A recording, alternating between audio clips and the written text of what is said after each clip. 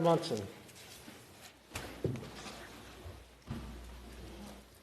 Honorable Senators, there is a saying, you can seek the wisdom of the ages, but always look at the world through the eyes of a child. I've said it many times in the chamber and the work that I've done in children's groups and organizations over many years. When I was first appointed to the Senate, I was asked by a reporter, what would you like to be in the Senate? I said at that time, and there was a little headline in the Ottawa Citizen said, Jimmy Munson, he wants to be the children's senator. And of course, I had my mentor in Landon Pearson at that time. And so in talking about children over all these many years, 15 to 16 years, we have made some headway, and we have been stopped at many spots along the way by successive governments of not listening to what we've had to say here in the Senate. But, honourable Senators, I rise today to speak at second reading to support Senator Moody's bill, S-210, entitled An Act to Establish the Office of the Commissioner for Children and Youth in this country. Senator Moody, this is your second time introducing the bill, a bill which at second reading is in principle is solid and necessary for a better country, a better Canada for young people and their futures. The office of a child advocate is not a new idea. In fact, Senator Moody's bill is long overdue. There are still a few senators around in the day when we passed a report in this chamber over a decade ago dealing with Canada's obligations to the United Nations UN Convention on the Rights of the Child and promises made to First Nations and Indigenous children. We spoke at that time, and we delivered a report, but successive governments didn't really listen. But there's something that we don't do here. We don't give up. We never give up in the Senate. We are an institution that cares about minorities, and we certainly care about children, and we never give up. Today, the current unpredictable situation of COVID-19 has shown that impacts on children often come as an afterthought after major decisions have already been made, rather than in tandem. It's more obvious than ever that Canada's children need and deserve a Children and Youth Commissioner's office. Now, first let me say how reassured I am to hear Senator Moody say that she will not stop on this issue, that the Office for Children and Youth is one of her missions in this Senate. I hope, and I really do hope, that Canada will create a federal child advocate office before my retirement, which is just about 9 months from now. But if not, I'm assured to know Canada's children will have your voice, Senator Moody, your voice, and others in this chamber. And also, Senator Moody, don't worry about how many times you have to introduce a private member's bill. I had to introduce a private member's bill on World Autism Awareness Day, a bill that you would think that would be very simple. But with prorogation and other things, and some people not liking the idea, well, why are you having another Awareness Day? Well, you've seen where that's gone for the autism community in this country because of the work both here and elsewhere. I had to introduce my bill 5 times between 2008 and 2012 before it was finally made into law. You'll get there. Trust me, you will get there with perseverance, and I'm sure we all in this Senate will support you. And that's some advice I'd like to share with all senators here, actually. Don't stop trying. Don't stop reintroducing and pushing your issue forward in this place, because that's what we're here to do. No matter who may like it or not, do what you know is the right thing. Stand up for minorities, and in this case, stand up for children. It would be impossible for me to talk about children's rights and not mention, as you did, Senator Moody, a friend of mine, a mentor of mine.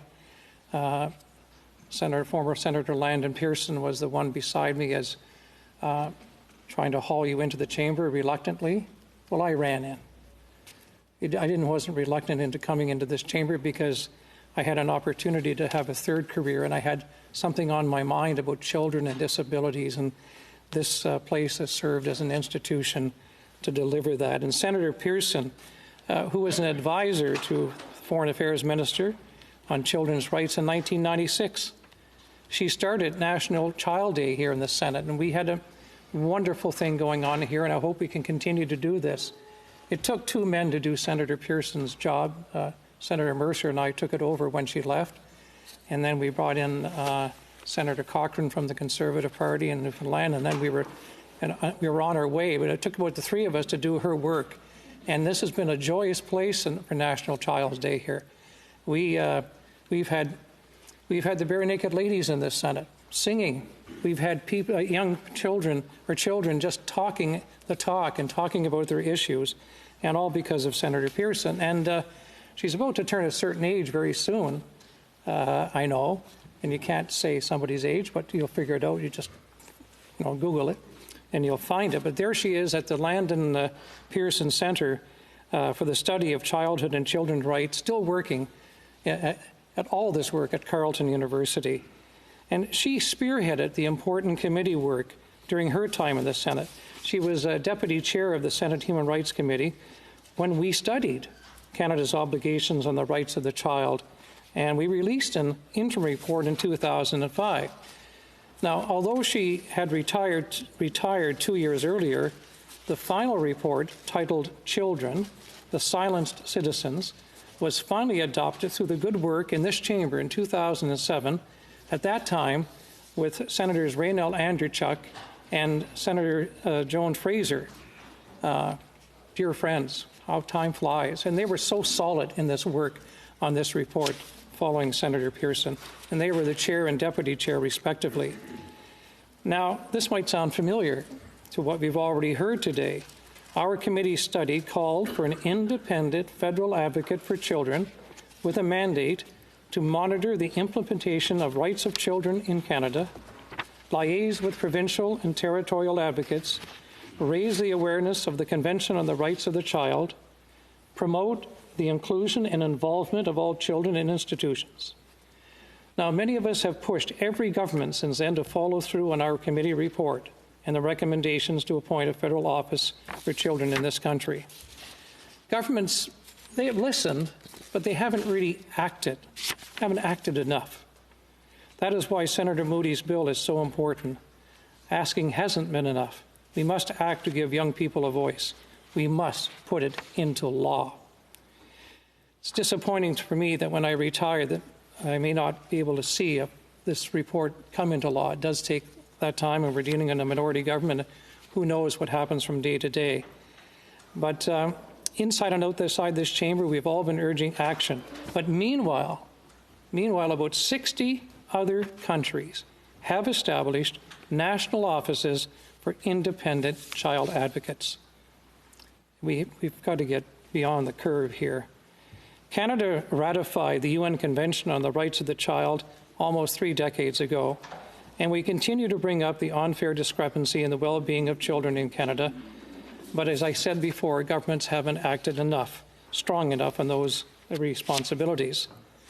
The Convention clearly outlines those absolute rights which children must be allotted in a free and fair democracy, namely protection from abuse and harm, the right to participate in public discourse, and the promise that children receive quality education and adequate standard of living.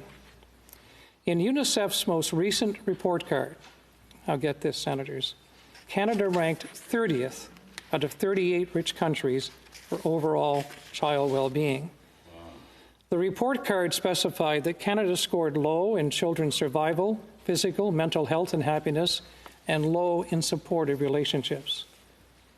It is easy for us to agree that children have every right to participate, but we must provide them with the means and the tools they need to succeed.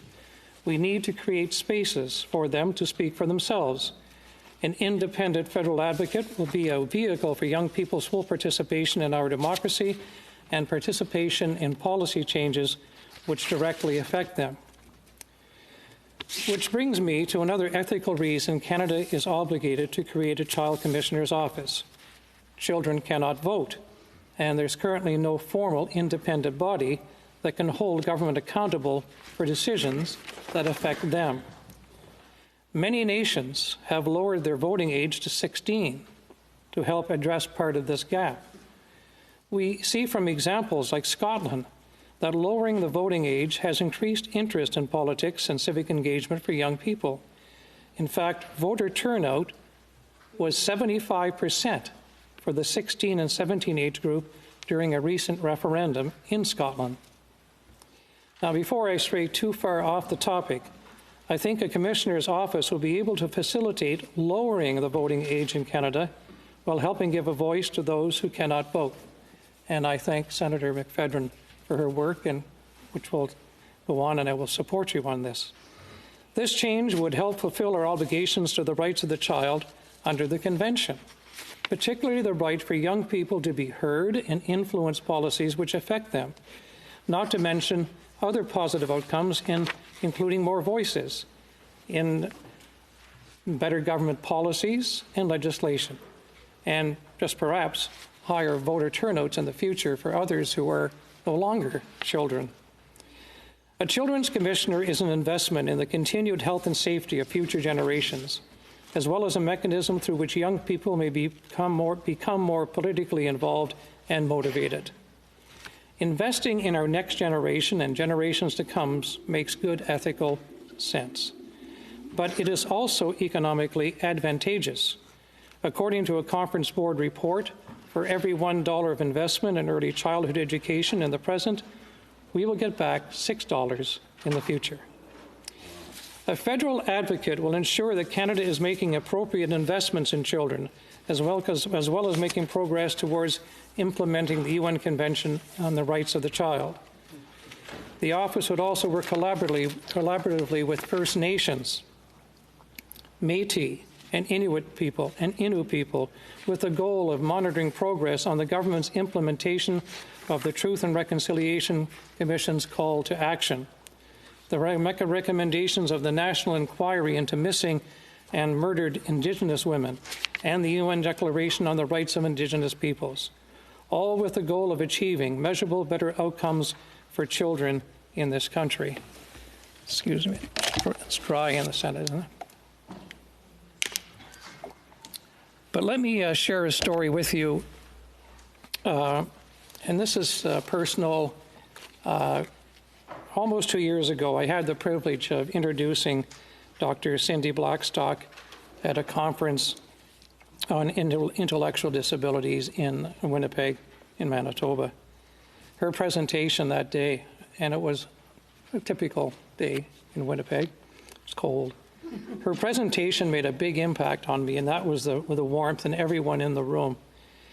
And most of you know this story, it has to be repeated. She told us a heartbreaking story of a beautiful child, Jordan River Anderson, a 5-year-old from Norway House Cree Nation who lived with Carrie Feynman-Zitter syndrome and tragically passed away.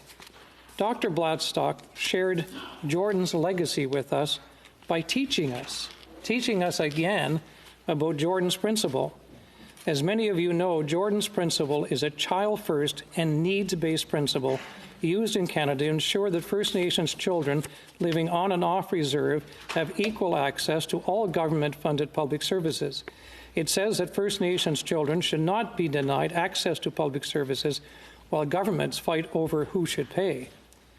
Jordan's story and the principle named for him have stuck with me, partly because the story is so familiar. In my work in advocacy for children and families living with autism, we have been given the jurisdictional excuse game of provincial to federal responsibility over a decade, if not longer. While we argue, our children suffer. Indecision and procrastination have lasted long enough. It's clear a child-first, needs-based approach is what all children in Canada deserve. We should all learn from Jordan River Anderson's story. Jordan's principle should be the goal for all of our children. An independent federal advocate's office will be able to investigate issues that pertain to Canada's most vulnerable children, such as racialized children and those living with physical or intellectual disabilities. These groups experience discrimination far more than other Canadian children. They are also more likely to experience negative childhood experiences like poverty and abuse, and more often report low levels of life satisfaction. We know that children with intellectual disabilities are at least 2 times more likely to live in poverty than their peers, and much more likely to report feeling unsafe than children with no disabilities. I'd like to have a few more minutes. Is leave granted? 5 more minutes? 5 minutes. Thank you. Furthermore, it's well known that Black, First Nation, Métis, and Inuit children are overrepresented in the child welfare system, juvenile justice systems, and more likely to face discrimination at school. For instance, they are more often expelled or suspended at their school than their peers. Now, saying all that, children are the most reliant people in our population. It is essential that we take responsibility as policymakers to protect them. The Commissioner could act as a bridge, would be able to better examine the inequalities that exist between children and adults and the multiple barriers facing vulnerable children across the country. There are over 10 million young persons in this country, and more than a third of them say they do not have a safe and healthy childhood. 1/4 of children say they often go to school or bed hungry. Hungry in this country. Can you imagine? And you don't have to look too far from the shadows of Parliament Hill, having lived in this city a long time, to see that right here in the nation's capital. This year, children around the world have had their routines shattered, and we see how their lives are being altered as a result of the COVID pandemic. As we have discussed in this place since the spring, the pandemic has perpetuated these issues surrounding mental health, and instances of domestic violence have risen as well. Children First Canada, an incredible group, has this mental health data from Stats Canada that children rate their mental health as worsening because of the pandemic. This is what saddens me, these numbers. Suicide remains the second leading cause of death for youth aged 15 to 24 and is now also leading cause of death for children aged 10 to 14. Canadian children suffering mentally and physically more than ever. The RCMP's National Child Exploitation Crime Centre has seen an increase in reports of child sexual exploitation, as has the Canadian Centre for Child Protection's tip line to report the online sexual exploitation of children. The latter has seen an 81% spike over April, May, and June of this year. Those numbers, let them sink in.